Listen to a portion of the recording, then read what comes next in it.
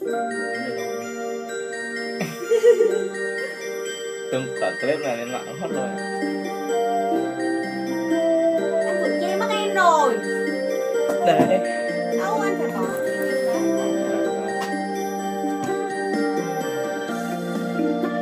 Trà đạo. Em là con trai giờ này. Đó, anh nhà này đang lên cơn nghiện.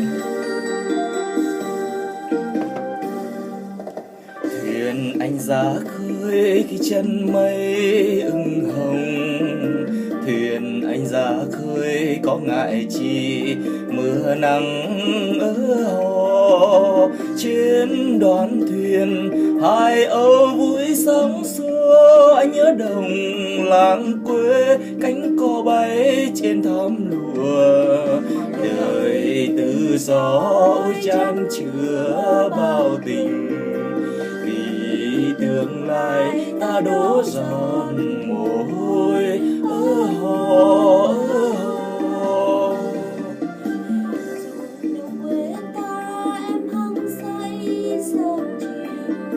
Ruộng đồng thắm canh em ngại chi mưa nắng ở hò. Em hỏi rằng vì sao anh ra khơi bám biển ngày đêm đến màu xanh nắng rạng. Hỏi mà chỉ sao em cứ bâng đùa. Thuyền anh mãi về với cá bằng đầy khoang ở hò ở hò. Cá bằng đầy khoang nếp màu xanh răng hồng. Lúa vàng chiều bóng trao má hồng em tươi thắm. Đôi ta chưa thương nhau cho lúa xanh đồng, cho thuyền vượt biển dẫu mà muốn chung mà băng qua ơ hò.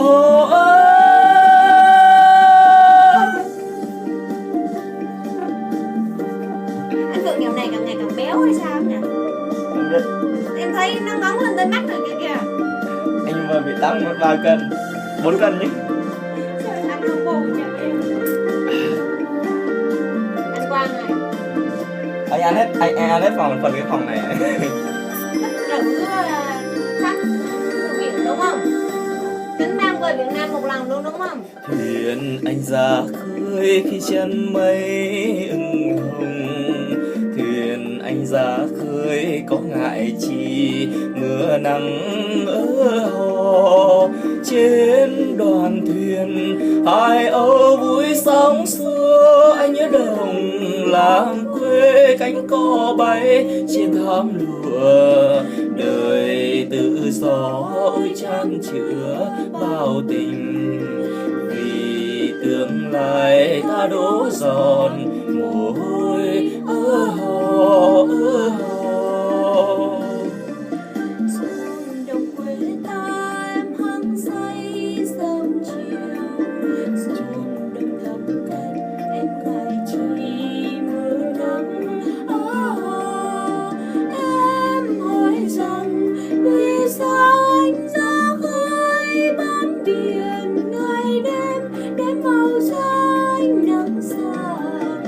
Hỏi mà chỉ sao em cứ bâng đùa.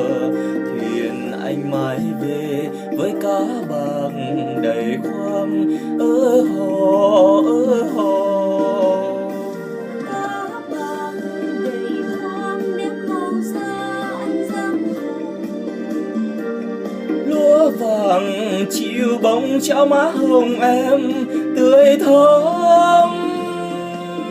Đôi ta chưa thương nhau cho lúa xanh đồng, cho thuyền vượt biển dẫu mà muốn chung mà băng qua ơ hò hò. Hò ơi hò đây ruộng đồng ta vun trồng. Hò ơi hò nơi biển trời kéo lưới nào.